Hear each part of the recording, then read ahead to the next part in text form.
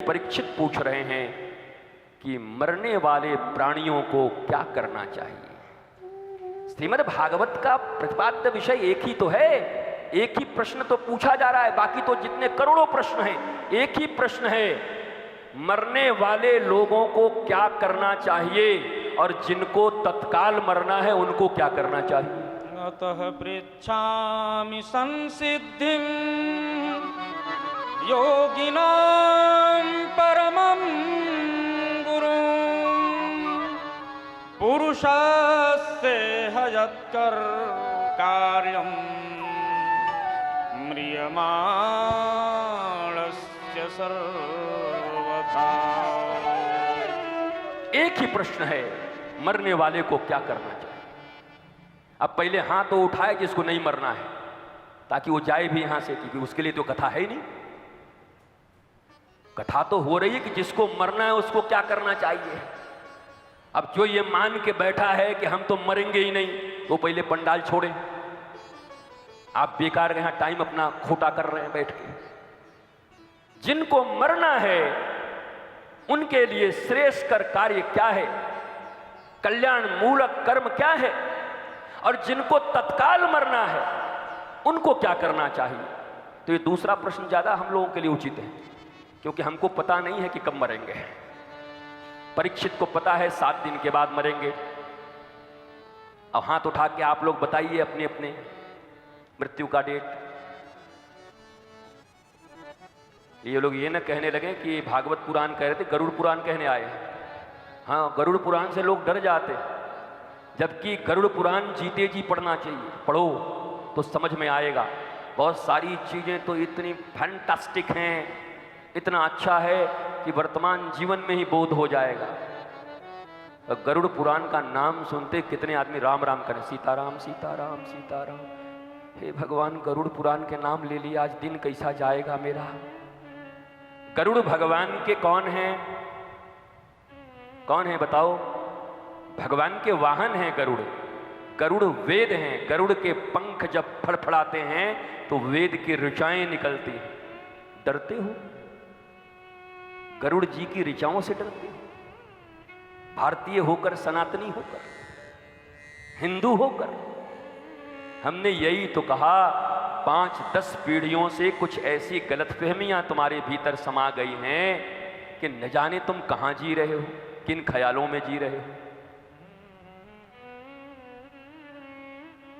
जिनको तत्काल मरना हो उनको क्या करना चाहिए। तो मृत्यु तो कभी भी आ सकती है, तो उसकी तैयारी रहनी चाहिए। और मृत्यु की तैयारी हम क्यों करें, हम अच्छे से जीना शुरू कर दें। उसको जब आना होगा तो आएगा, लेकिन मृत्यु के चक्कर में तो हम जी भी नहीं पा रहे हैं।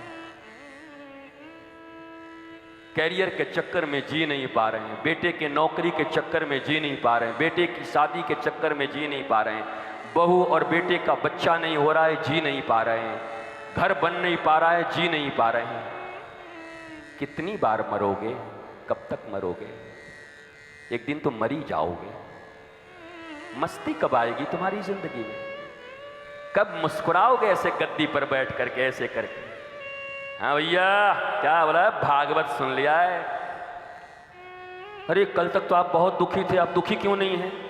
अच्छा, घर परिवार और आसपास वाले सुखी नहीं होंगे अगर तुम सुखी हो जाओगे।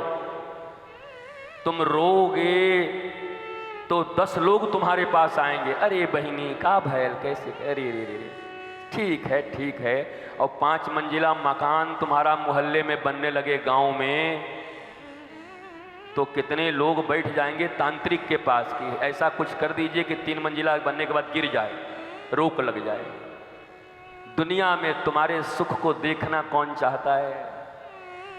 तुम दुखी हो तो सहानुभूति प्रकट करने वाले सैकड़ों लोग मिलेंगे। इस दुनिया में तुम्हारे सुख पर और तुम्हारे आनंद पर मैं सत्य कहता हूँ, नाचने वाला अगर कोई हो सकता है तो यशोदा का लाल, दाऊ दयाल, गुरु और माता पिता, इसके सिवा कोई नहीं है। ये नाचेंगे तुम्हारी प्रगति पर, ये खुश होंगे तुम्हारी प्रगति पर। बाकी जिनको तुम बच्चे को पहचानवाए हो ना 3 साल में, मौची मौची, बुआ, काकी, ये कोई काम नहीं करने वाले। तो पहचान कराओ ना दाऊ दयाल से, तो पहचान कराओ ना किसी सतगुरु से, तो पहचान कराओ ना किसी सच्चे संत से, साधु से, तो पहचान कराओ ना ग्रंथों से, पहचान कराओ ना हनुमान चालीसा से। तो इस दुनिया में हनुमान चालीसा लिखा गया और हनुमान चालीसा में हनुमान जी से हनुमान जी के भक्त कहते हैं जय जय जय हनुमान गुसाई। गुसाई शब्द का अर्थ तो आप सब जानते ही होंगे, गौ गो इंद्रियों, साई मने मालिक, जो अपनी इंद्रियों का मालिक खुद हो, जिसके रिमोट कहीं और ना हो, जिसके इंद्रियां किसी और के कहने पे न चलती हो। गुसाई शब्द का अर्थ तो यही है, जय जय जय हनुमान गुसाई, कृपा करहूं गुरुदेव की नाई। मम्मी की तरह, पापा की तरह, मम्मी की तरह, पापा की तरह, भाई की तरह, बुआ की तरह, नेताजी की तरह, अधिकारी की तरह, इनकी तरह, धनवान की तरह, एलन मस्क की तरह। कैसी कृपा चाहिए तुमको? हनुमान जी ने पूछा कैसी कृपा चाहिए?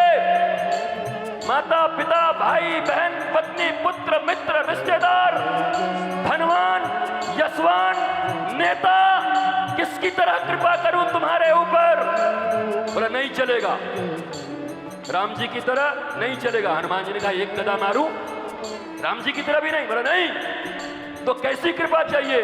जय जय जय हनुमान गोसाई, कृपा करहूं गुरुदेव की नाई, कृपा करहूं कल्याण देवाचार्य गुरुदेव की नाई।